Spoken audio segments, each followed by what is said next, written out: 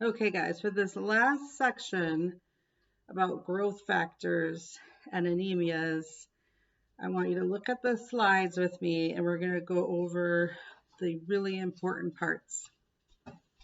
So, growth factors, or sometimes called colony stimulating factors, these are medications that are given in order to increase proliferation of cells in the bone marrow. So those cells are white blood cells, red blood cells, and platelets.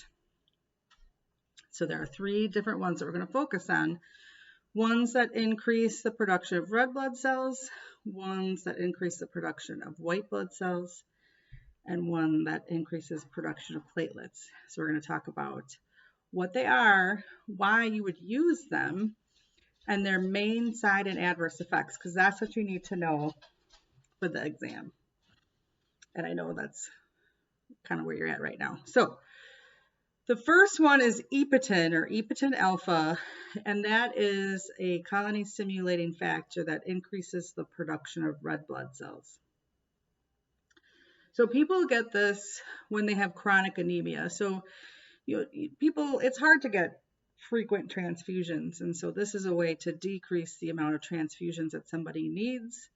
People who have kidney failure often have issues with chronic anemia, and then they get this injection instead of getting transfusions or to help prevent transfusions. People that are Jehovah's Witnesses who have religious beliefs that conflict with transfusions, some might take Epogen or Epoetin, but not all of them will, but some of them will. So this is a subcutaneous injection that's given 3 times a week. Often if someone gets it because they have renal disease, they'll get it around the time of dialysis. It is expensive, refrigerated, do not shake the vial. This is what people talk about when they talk about blood doping. So you professional athletes can give themselves EPO or Epogen in order to increase the amount of red blood cells, because that would increase the potential oxygen that could be circulating to their skeletal muscles. Obviously, you wouldn't be given it for that. So side effects, the most common side effect that we would have to worry about would be elevated blood pressure and headache. The most common adverse effect is clot or thrombus. And so if a patient developed a clot, you would, as always for exams, it's always what does that symptom look like? Do they have unilateral swelling in the leg? Do they have a side of facial droop, can't speak, one side is weaker than the other? Think of it in terms of that. The next one that's listed there is filgrastim, which is Neupogen. It's the medication that would increase the number of immature white blood cells, neutrophils, that help fight infections. And this is the one that we talked about when someone is on chemotherapy and they're reaching that nadir where their blood counts are really low and they're at very increased risk of infection. We could give Neupogen subcutaneously before they hit the nadir so that their white count comes up. So we have to be careful about the timing of it. We don't want to give it around the same time as the chemotherapy, otherwise it really won't work. We want to give it before the nadir. Most common side effect is bone pain, because you're asking the bone marrow to increase production of white blood cells, which is a large part of the bone marrow, and they will feel a very stretching, like internal pain. It's very painful. It's something that people take narcotics for. And the worst thing, adverse effect, is sometimes people's white blood cell count can get too high, which could lead to their spleen rupturing or respiratory failure. So those are the main adverse effects. The last colony stimulating factor that's mentioned is eltrombopag, which is to increase the number of platelets. This is a pill, actually. The reason you would take this is to decrease the amount of transfusions you would need for people who have chronically low platelets. Common side effect, flu-like symptoms, muscle pain and joint pain. Adverse effect is clot again, because you're increasing the amount of platelets potentially. So those are the main take-home points from those three growth factors you could use. And then the last section is anemias. So someone can have an anemia because they are losing blood, obviously, or they have a decrease in red blood cell production or decrease in destruction. So obviously someone with an acute blood loss who's hemorrhaging would get transfusions. If someone with sickle cell anemia would need, or thalassemias or anemias where red blood cells are broken down, would need medications that treat those disorders, and they might be transfusion dependent. We will talk about medications that can be used if the patient has anemia because they're not producing enough red blood cells. And usually that is related to nutritional deficiencies.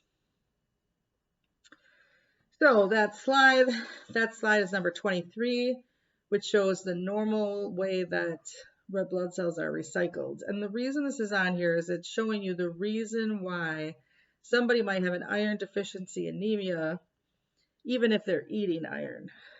So iron is found in red meats, organ meats. So your red blood cells live for about 120 days. If they go through their normal life cycle, as they get older, they get caught up in the spleen and they're broken down in the spleen and recycled, because the body is all about recycling. And so the proteins that make up the hemoglobin are recycled. The heme part of hemoglobin is broken down into bile, which is used for digestion, as well as iron. And the iron will be recycled, stored in the liver, or sent back to the bone marrow to make more red blood cells. So the reason why I bring this up is in this country, people usually have access, even people who are food deprivation, because you can get iron fortified breads and stuff, but you could have a nutritional deficiency of iron, but you could also have iron deficiency anemia related to chronic blood loss because you're losing out on recycling of iron. And so in order to improve red blood cell production, you can supplement iron. So these people sometimes are prescribed iron for chronic blood loss related to really heavy periods because they're going to lose blood before it can be recycled. That could be a reason. Or we know that they went through a surgery and their counts are low, but it's not low enough that we want to give them a transfusion, but we want to help them increase production. So we might give them iron. So iron sucrose, so Venofer is the IV kind. Ferrous sulfate is one of the many preparations of oral iron. It can be liquid form. Oftentimes, infants who are bottle fed are given iron and supplementation as well. Can be given IV, can be given deep muscle track. If you're giving it in a liquid, be sure it's past the teeth so it doesn't stain the teeth. The biggest side effect, the biggest issue with all iron is constipation and darker stools. So especially the oral iron, if you're eating extra iron and more of it comes to the stool, then the stool will be black. So the reason why people are sometimes non-compliant with iron supplementation is because of that.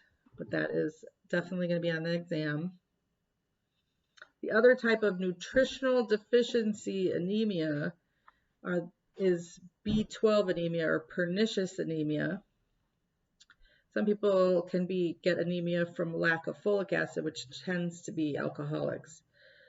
But pernicious anemia is an anemia where there is a lack of intrinsic factor, which is a helping molecule that helps B12 absorb in the stomach.